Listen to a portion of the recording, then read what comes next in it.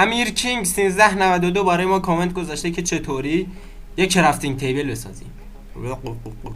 مطمئنم 90%تون بلد نیستین که کرافتینگ تیبل بسازین، پس با من همراه باش تا بهتون یاد بدم. برای ساختن کرافتینگ تیبل کافیه که بیان اینجا یه درختی که نزدیکتونه، اگه با کامپیوتر هستید موس رو میگیری کلیک چپ اینطوری نگه میداری تا کندشه. اگرم با گوشی هستی روی تاچ پد روی چوب اینطوری کلیک میکنی. بعد حالا ای رو نگه میداری اینطوری، بعد اینطوری میکنی، بعد اینو اینطوری میکنی. اینطوری شد کرافتینگ تیبل. تبریک میگم، شما کرافتینگ تیبل خود را ساخته اید.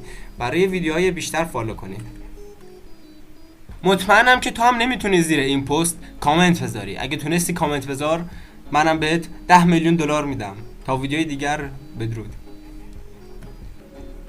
تا وقتی که من دور ماینکرافت تا وقتی که من دور مپ ماینکرافت یه دور بزنم و دوباره به این نقطه پر عظمت برسم، شما باید نفست حبس کنی. اگر تونستی بهتون قول میدم که فیس ریویل کنم، اگرم نتونستی که فیس ریویل نمیکنم. بزن بریم.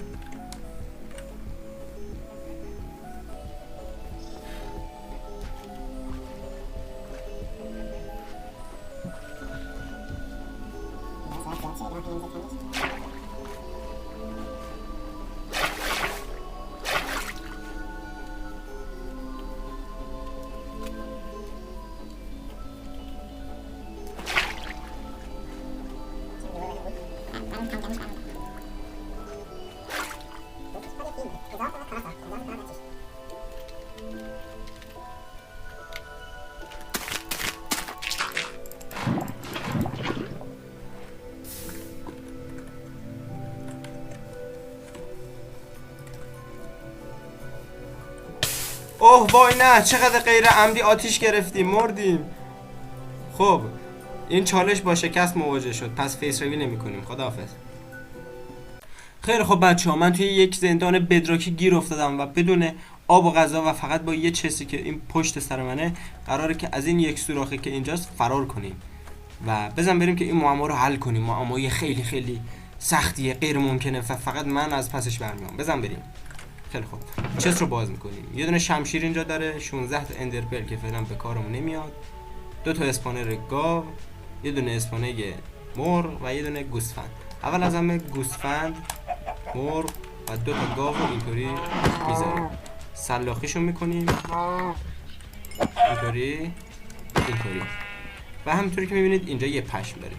کافیه که این پشم رو بذارین اینجا، بعد دوباره بکنیم، بعد بذارین اینجا دوباره بکنین و همونطور که میبینید میافته. وقتی از اون سوراخ بیفته بیرون کارتون تمومه و باید فاتحتون رو بخونین. اما نگران نباشید، من یک راه دیگه سراغ دارم.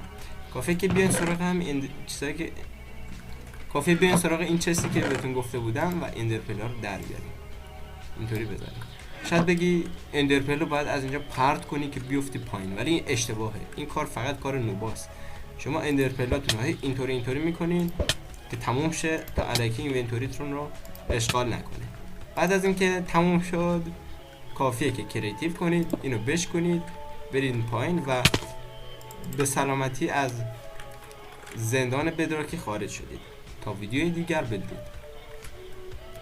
ماینکرافت، اما هدفمون پیدا کردن دایمنده. خیلی خوب، بزن بریم. اوه پشمام، چقدر طبیعی توی بغل ویلیج اسپان شدم، چقدر کاملا طبیعی بود. پشمام. امیدوارم که این ویلیج لوت های خوبی داشته باشه، یه دایمند خوبی حداقل از توش در بیاد. بابایی خیلی خوب، بریم و غارت کنیم. اینجا این درش وازه داشتم، این چست نداره. بذار بریم یه خونه دیگه پیدا کنیم. این چی؟ اینو در باز کنیم. این چست نداره، این چست نداره. دیگه اون درش وازه، این خیلی مشکوک. این چی نداره، اون خیلی مشکوک میزنه. اوه چست داره.